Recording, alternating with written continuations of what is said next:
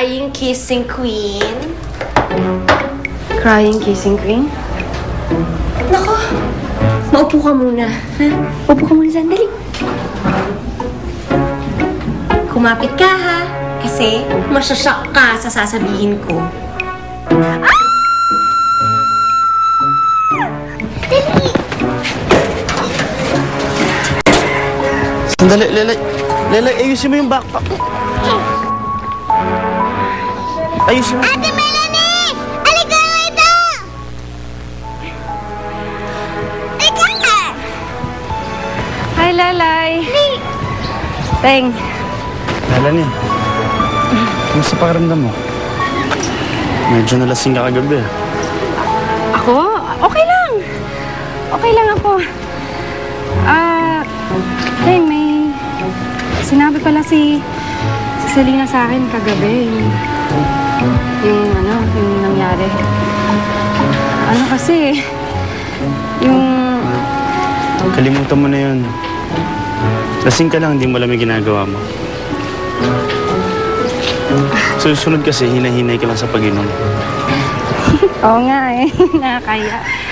Oo nga, akala ko kasi talaga na, ikaw yung lalaking mahal ko. Ayun, pero, naku, kalimutan na lang natin yung Teng, ha? Ano problema? Pasok ka na ba? Sabay-sabay na tayo. Tayo? Oh, tara. Hindi eh, kasi may dadaanan pala ako. Ayun, out of the way, sige. Sige.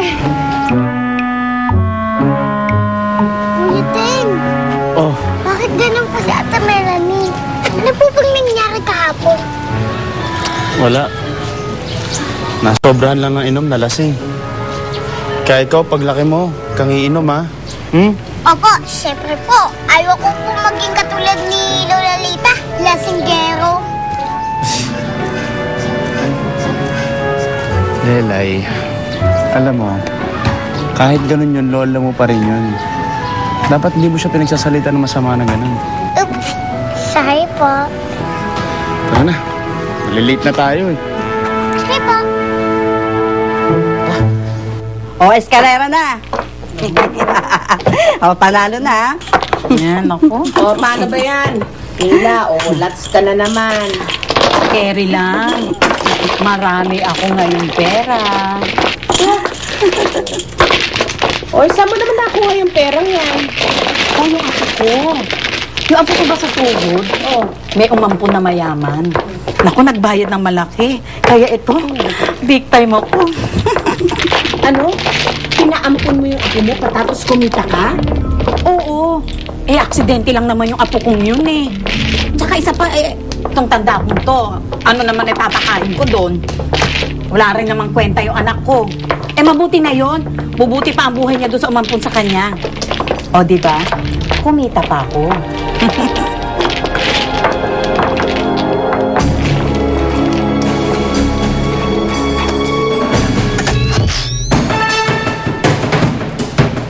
Magsuot ng seatbelt habang bumabiyahe. Ito ay batas trapiko na dapat sundin para sa iyong kaligtasan.